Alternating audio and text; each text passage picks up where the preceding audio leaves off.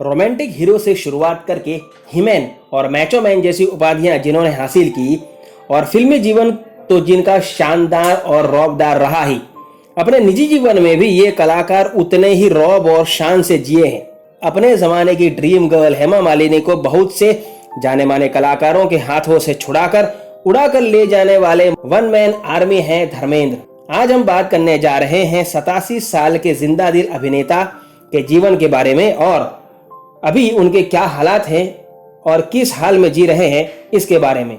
नमस्कार, फिल्मी तराना चैनल के एक और मजेदार और मनोरंजन से भरपूर एपिसोड में आपका स्वागत है।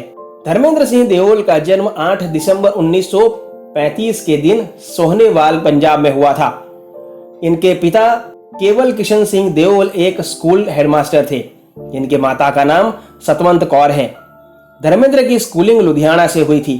धर्मेंद्र ने फिल्म फेयर द्वारा आयोजित नेशनल टैलेंट हंट जीता था। इसके बाद उन्हें फिल्म फेयर मैगजीन द्वारा एक मूवी ऑफर की गई थी जिसके लिए वे मुंबई आए थे, लेकिन वो फिल्म कभी बनी ही नहीं।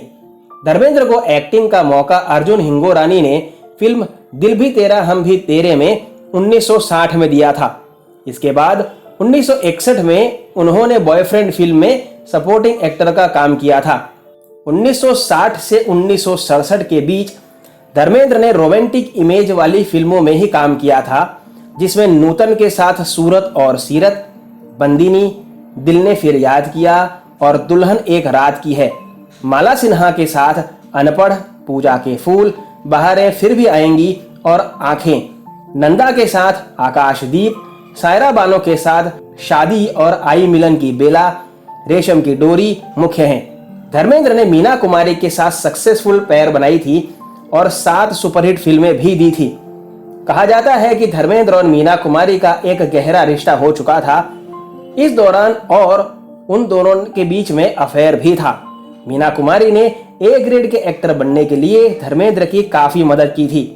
धर्मेंद्र ने रिकॉर्ड ब्रेक लगातार 42 फिल्में हेमा मालिनी के साथ की हैं, जिसमें कुछ फिल्में दोनों ही की करियर के लिए बड़ी ही खास थी, जैसे कि राजा जानी, सीता और गीता, शराफत, नया जमाना, पत्थर और पायल, तुम हसीन मैं जवान, जुगनू, दोस्त, चरस, मां और ऐसी कई सारी फिल्में।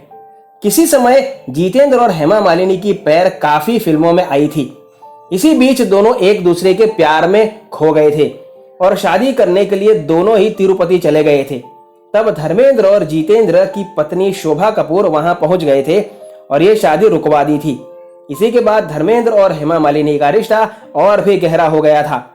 जब धर्मेंद्र ने अपने घर में हेमा मालिनी से शादी के बारे में बात जाहिर की थी, तब उनकी पत्नी प्रकाश कौर ने इन्हें डिवोर्स देने से इनकार कर दिया था। हिंदू मैरिज एक्ट के मुताबिक 2 शादियां करना गैर कानूनी है, क्योंकि अभी धर्मेंद्र की पहली पत्नी जीवित हैं और डिवोर्स भी नहीं हुआ।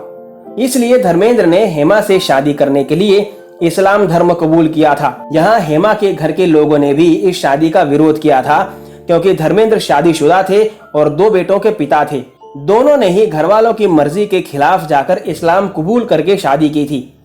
उस निकाह नामे के मुताबिक 21 अगस्त 1979 के दिन 1,11,000 मेहर पे दिलावर खान केवल कृष्ण उम्र 44 साल ने आयशा बी चक्रवर्ती उम्र 29 साल को बेगम के रूप में स्वीकार किया है। इस निकाह की सारी रस्म बहुत ही सीक्रेट रखी गई थी उस वक्त। बाद में कपल ने आयंगर विधि विधान से भी शादी की थी, क्योंकि हेमा मालिनी आयंगर हैं। हालांकि इस्लाम धर्म और निकाह के बारे में धर्मेंद्र और हेमा मालिनी हमेशा इनकार ही करते आए हैं। पहली पत्नी प्रकाश कौर से धर्मेंद्र को 2 बेटे सनी और बॉबी हुए, जबकि हेमा मालिनी से शादी के बाद कपल को 2 बेटियां ईशा और अहाना हुए। धर्मेंद्र ने अपने दोनों बेटों को खुद ही फिल्म इंडस्ट्री में लॉन्च किया था। ईशा और अहाना के अलावा भी धर्मेंद्र और प्रकाश कौर को 2 बेटियां हैं, विजीता और अजीता। इस तरह धर्मेंद्र 6 बच्चों के पिता हैं। बेटे सनी देओल को फिल्म बेताब जो 1983 में रिलीज हुई थी से लॉन्च किया, जबकि बॉबी देओल को फिल्म बरसात 1995 में रिलीज हुई थी।